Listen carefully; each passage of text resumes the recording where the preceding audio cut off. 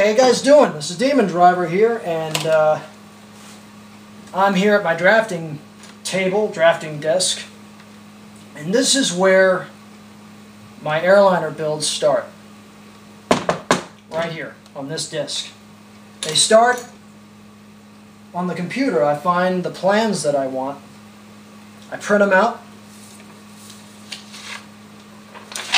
Piece of paper. Print them out. Second important tool is this desk. Let me show you one of the cool features of this desk.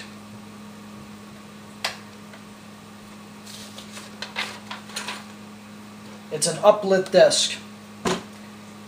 One, you take a perfectly good desk, get yourself a wood saw, cut a huge square into it, get a piece of plexiglass, place it over the hole you just made, stick a fluorescent light inside the desk, and voila, you have yourself a RC Airliner or RC Airplane drafting table where you can basically make and design any plane you want, it doesn't matter. Another cool tool to have, obviously, is this fluorescent lamp here. I can bring this down, there's a magnifying glass in here, so I can basically get up close and personal with the plans when I'm creating an airplane, and I hand draw my plans. In a perfect world, I would print everything out on a huge plotter printer, but those plotter printers are a fortune, and the biggest nightmare to those plotter printers is when they go bad and something goes wrong, it's a fortune to fix. Not only that, the cartridges are a fortune. Absolute fortune. Okay, what kind of tools do I use? This is a see-through ruler from the See-Through Ruler Company. It's a grid ruler and it is beautiful. I love these. I've got a bunch of them. Calipers. Calipers are great. You convert millimeters to inches to whatever, and then take that over to the big plans when you make them, when the time comes. Curve tools to draw curves and things like that. These are great. Epitograph pens and pencils, all wonderful. They really are great.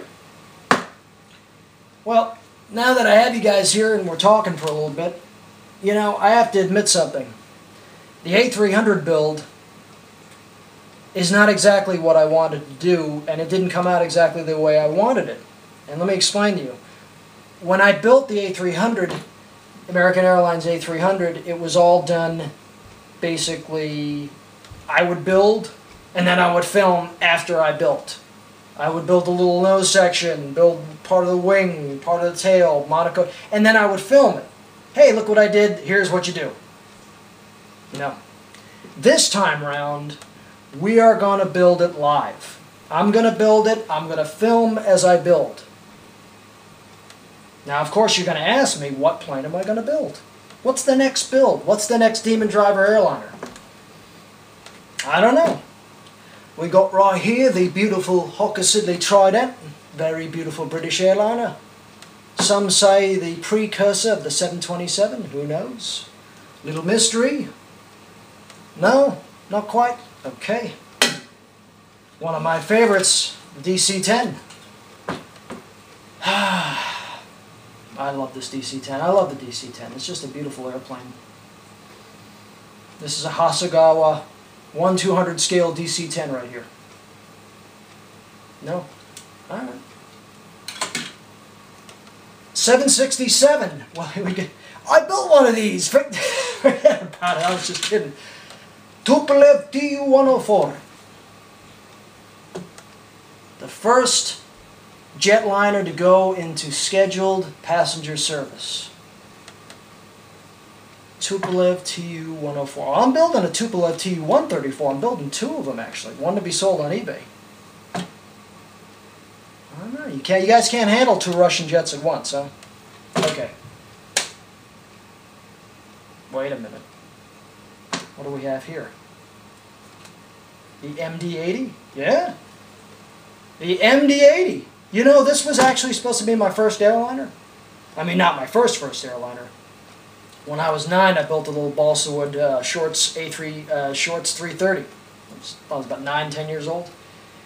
But believe it or not, the DC-951 North Central was the first EDF airliner ever built. This was supposed to be the first one, right here. And I'm looking around and I'm thinking, you know what, this would be really cool to build one of these. I really like the MD-80. It's just a beautiful airplane. I've always been a fan of the MD-80. And then I saw that a particular airliner scratch builder, my counterpart in Arizona, built one. Frontier Airlines, no doubt. The same airline that I wanted to build. Swear to God. May a lightning bolt come through the ceiling and blow me up as I'm standing here. If I'm lying. Okay, I'm alright. So I'm not lying. Why don't we do an MD-80 build thread?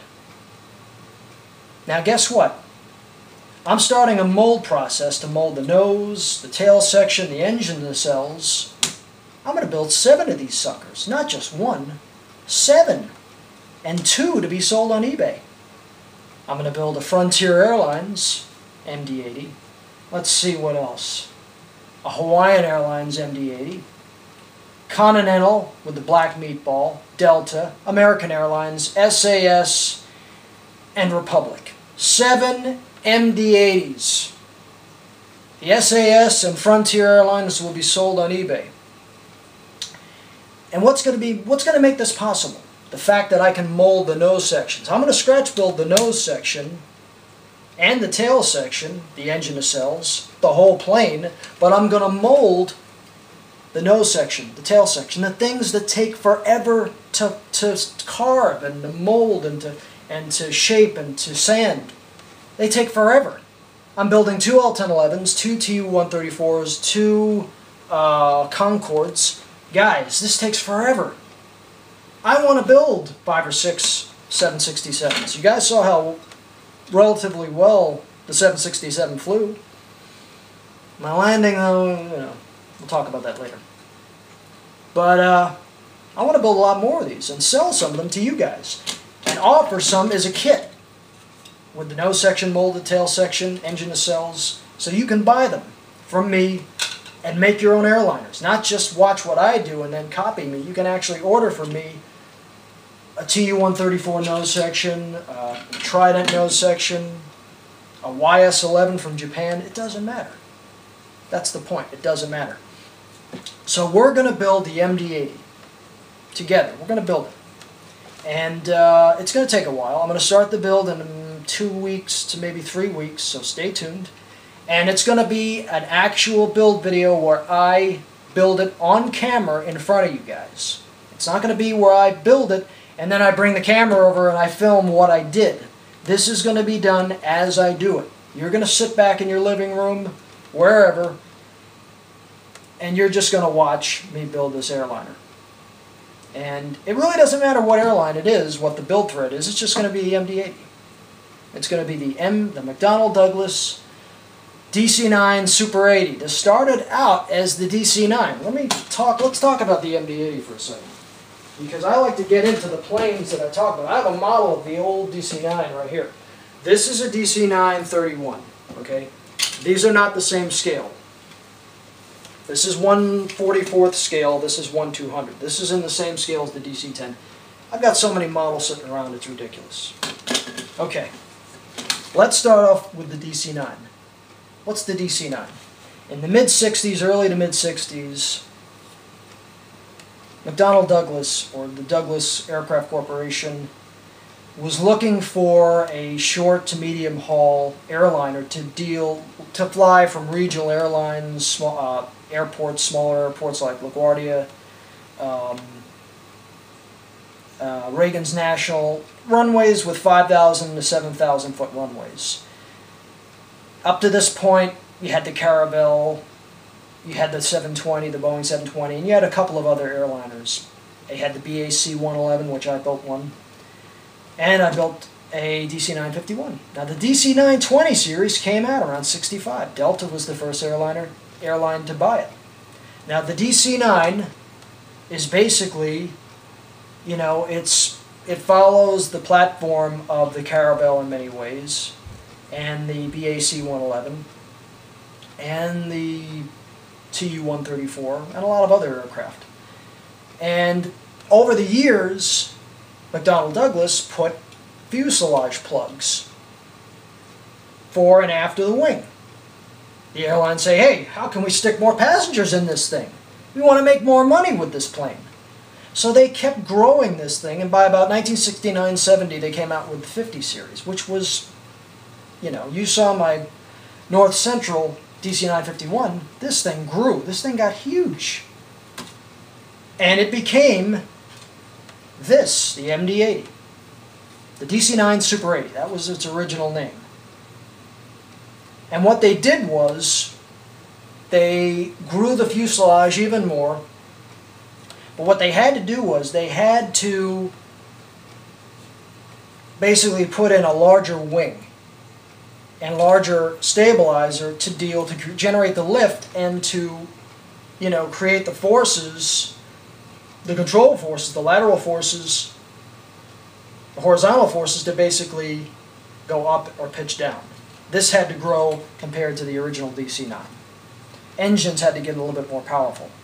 So you have your kinked trailing edge of the wing comes straight across, larger wing, larger fuselage, longer fuselage, more powerful engines. And the MD-80 then became the MD-90. Turbofan engines, even longer fuselage. They kept the same wings and same stabilizer, but what else happened? Now in the MD-80, you had the flat or paddle tail cone. This is a big fiberglass plastic piece that blows off and there's an emergency door back there. On the DC-9, it's your standard cone, but here it turned into a flat paddle. That's to improve aerodynamics. Now, what happened after the MD-90? The Boeing 717. After Boeing bought out McDonnell Douglas, you then went to the 717, which was basically the DC-9 30 series with the it was basically the MD-80's engines, the MD-90's engines, turbofan engines on the DC-9. It's basically what it was, and a glass fly-by-wire cockpit. So that is basically the story behind the MD-80, and this is what's coming up. We're going to build the MD-80. This is the next DemonDriver airliner. I'm building 7 of these suckers. 7. So God help me, because this is going to be insanity. But again, we're going to build this together. You guys are going to watch how an airliner, an RC scratch-built airliner is done. I'm going to answer your questions. I'm going to talk to you guys, communicate with you. If you have questions, make response videos, whatever. If you find better ways of doing this, make the videos and show me how to do it. Because trust me, any way I can use to make these planes easier, I'm all in.